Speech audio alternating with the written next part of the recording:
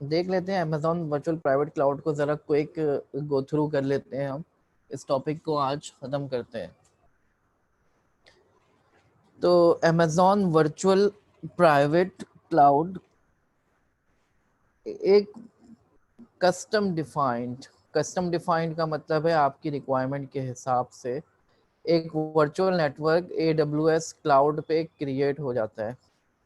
You can provision your own logically isolated section of AWS। आप provision कर सकते हैं यानी बना सकते हैं एक आइसोलेटेड नेटवर्क बना सकते हैं, जैसे कि आप एक इंडिपेंडेंट नेटवर्क बना सकते हैं अपने ऑन प्रेमिसेस डेटा सेंटर में। आपका अपना डेटा सेंटर है, अपना लोकल एरिया नेटवर्क है, उसी तरीके से ऑनलाइन भी बना सकते हैं। So it is the networking layer of Amazon Elastic Compute Cloud। EC2 की networking layer कह सकते हैं इसको। और it allows you to build your own virtual network within AWS। इसकी मदद से आप अपना वर्चुअल नेटवर्क AWS पे बना सकते हैं और बहुत सारी चीज़ें आप कर सकते हैं Amazon वर्चुअल प्राइवेट क्लाउड के थ्रू। अपना आईपी एड्रेस असाइन कर सकते हैं, इलास्टिक आईपी हो सकती है, पब्लिक आईपी हो सकती है, अपने सबनेट्स बना सकते हैं। यानी आप जो है छोटा सा नेटवर्क बना सकते हैं, network with in the network. अपनी राउटिंग टेबल एंट्रीज कर सकते हैं, गेटवेज बना सकते हैं, सिक्योरिटी सेटिंग कर सकते हैं। When you create an Amazon virtual private cloud, you must specify the IPv address। IPv address आपने देना होगा जब आप अमेजोन वर्चुअल प्राइवेट क्लाउड बनाएंगे। वर्चुअल प्राइवेट क्लाउड कुछ भी नहीं है, एक छोटा सा नेटवर्क है जो आप ऑनलाइन बना रहे हो।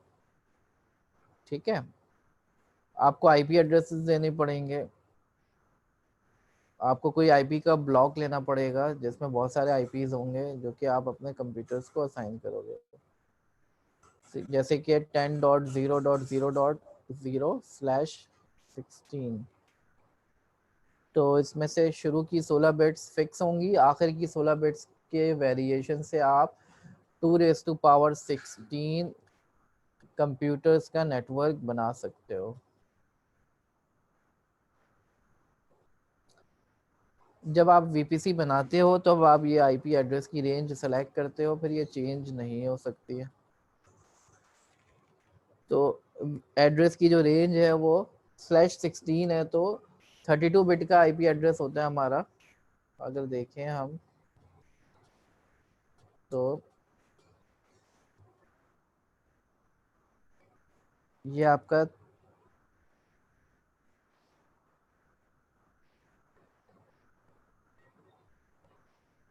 32 बिट का आईपी एड्रेस है टोटल। ठीक है, इसमें से आईपी एड्रेसेस आधे जो है आपके फिक्स हो गए, ये पोर्शन तो फिक्स हो गया। तो मिसाल के तौर पर अगर ये है 10.0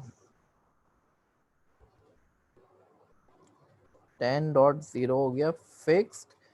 अब उसके बाद जो है डॉट 1.1 हो सकता है, 1.2 हो सकता है, 1.3 हो सकता है, 1.4 हो सकता है, इस तरीके से 255 तक जा सकता है। फिर आप जो है .2 वाले ले लो, .2, .1, .2, .2, .2, .3, इस तरीके से चेंज कर करके। तो आप जो है इस वाले की रेंज जो है 0 से लेके 255 तक हो गई।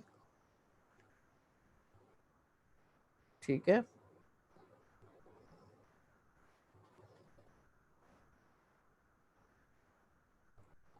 और इस वाले की रेंज भी 0 से लेके 255 तक हो गई। तो ये कितने हो गए?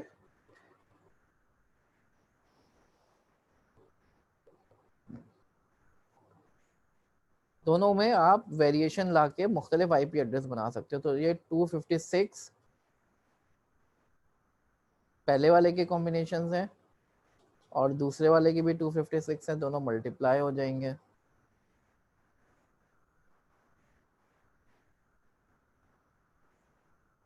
ठीक है, 256 इंटू 256 कॉम्बिनेशन हो जाएंगे। /28 है तो 28 बिट्स फिक्स हो गई।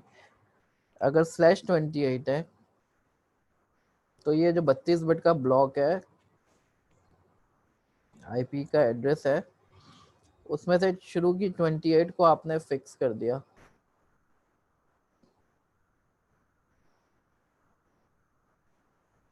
ट्वेंटी एट को फिक्स कर दिया आपने, और 4 बिट्स आपकी वेरी कर सकती हैं। तो 4 का मतलब है 2⁴ यानी 16 होती है। तो अगर /28 है तो 16 आईपी एड्रेसेस आपको अवेलेबल है। ठीक है, और ये यूनिक होना चाहिए किसी और नेटवर्क से। अगर आपने इसको कनेक्ट किया है तो ओवरलैपिंग नहीं होनी चाहिए। राइट स्टूडेंट्स,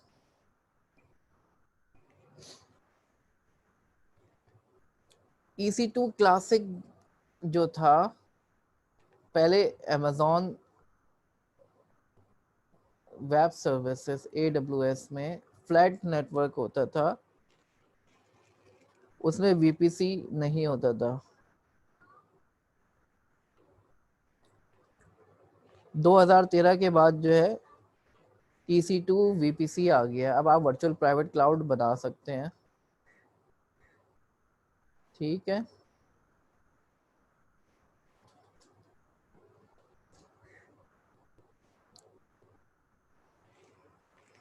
तो अब आप जब AWS पे अपने इंस्टेंस बनाते हो, कोई वर्चुअल कंप्यूटर लॉन्च करते हो, तो आपका एक लोकल एरिया नेटवर्क वैसे ही बन जाता है, और उसको जो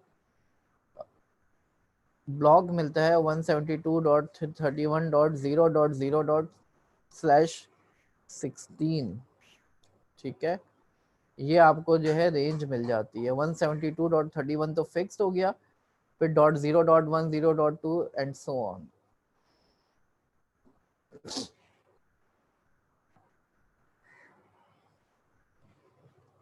तो आपके पास यूं समझे ये एक लोकल एरिया नेटवर्क है, ये डायग्राम में शो हो रहा है।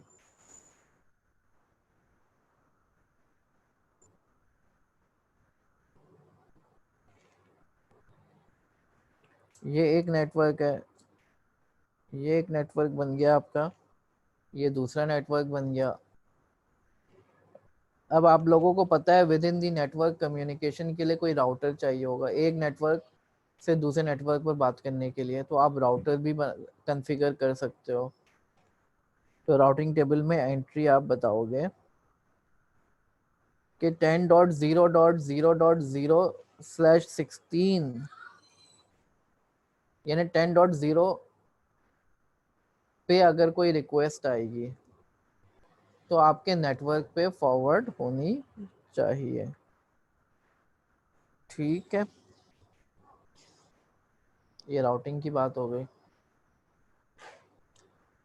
Components of Amazon virtual private cloud, आप सबनेट्स बना सकते हैं, राउटिंग टेबल बना सकते हैं, डायनामिक होस्ट कॉन्फ़िगरेशन प्रोटोकॉल इस्तेमाल कर सकते हैं, सिक्योरिटी ग्रुप्स हैं जिसकी सेटिंग्स करनी पड़ती है, नेटवर्क एक्सेस कंट्रोल लिस्ट है। इसके अलावा गेटवेज डिफाइन कर सकते हो, elastic IP address, elastic network interface, and points pairing, network address translation and network address translation gateways, virtual private gateways, customer gateways and virtual private networks। ये तमाम चीज़ें हम अभी पढ़ते हैं। सबनेट क्या होता है? सबनेट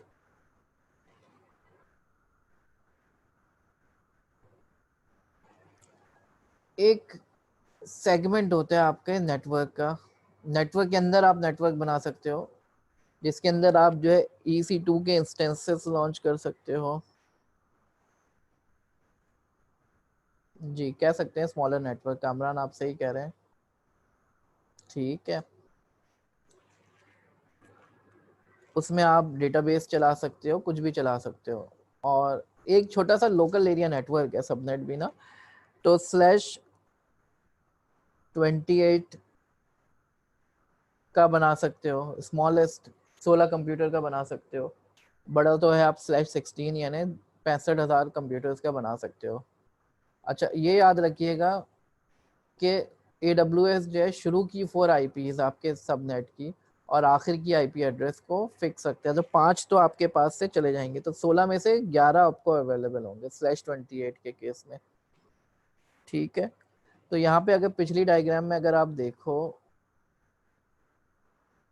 यहाँ पर शुरू के 4 10.0.0.1, 10.0.0.2, 10.0.0.3, 10.0.0.4, ये 4 जो है ये तो आपके पास है ही नहीं। जी लाइव आप सही कह रही हैं, सब डिवीजन ऑफ नेटवर्क। और इसी तरीके से आखिरी वाला 10.0.0.255 भी आपको अवेलेबल नहीं होगा। ठीक है,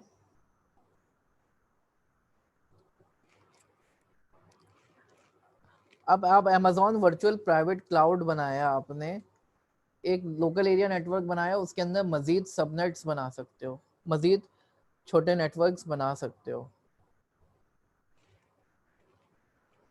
तो किसी भी आपका वर्चुअल प्राइवेट क्लाउड तो वो एक अवेलेबिलिटी जोन में भी हो सकता है, मल्टीपल जोन्स में भी हो सकता है, लेकिन सबनेट किसी एक ही जोन में होगा, एक से ज्यादा जोन में नहीं हो सकता।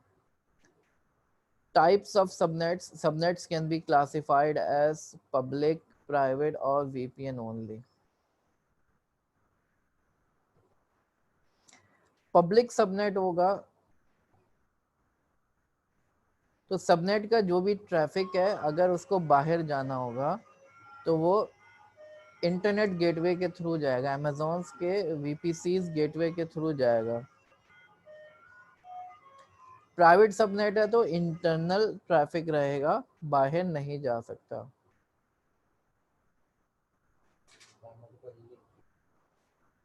Private subnet is the one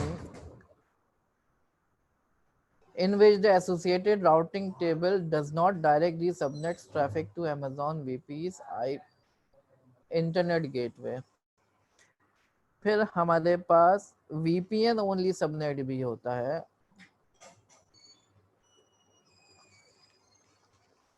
जिसमें जो भी ट्रैफिक होगा वो वर्चुअल प्राइवेट गेटवे के पास जाएगा।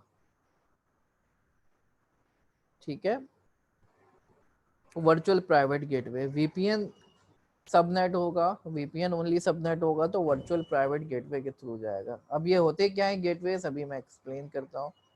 तो पब्लिक के लिए जो है ट्रैफिक एक गेटवे होगा, इंटरनेट गेटवे IGW, उसके थ्रू जाएगा। और प्राइवेट में तो इंटरनली रहेगा, किसी गेटवे के थ्रू नहीं जाएगा। और अगर VPN ओनली गेटवे है तो VPN गेटवे के थ्रू, वर्चुअल प्राइवेट गेटवे के थ्रू ट्रैफिक बाहर जाएगा। राउटिंग टेबल हम सबको पता है, राउटिंग टेबल में ये लिखा होता है कि अगर इस IP एड्रेस के लिए रिक्वेस्ट आएगी तो इसको कहाँ भेजना है। ठीक है, राउटर आप समझो जैसे कि एक पुलिस वाला है, उसके पास कोई गाड़ी वाला आता है, बोलता है कि मुझे इधर जाना है, तो वो बताएगा कि तुम इस रास्ते से जाओ। तो राउटिंग टेबल में वो रूल्स लिखे होते हैं कि अगर इधर जाना है किसी को तो कौन से रास्ते से जाए, दूसरी डेस्टिनेशन पे जाना है, किसी स्पेसिफिक डेस्टिनेशन पे जाना है तो किस रास्ते से होते हुए जाए। राउटिंग टेबल आप मॉडिफाई भी कर सकते हो, अपने रूट्स भी डिफाइन कर सकते हो।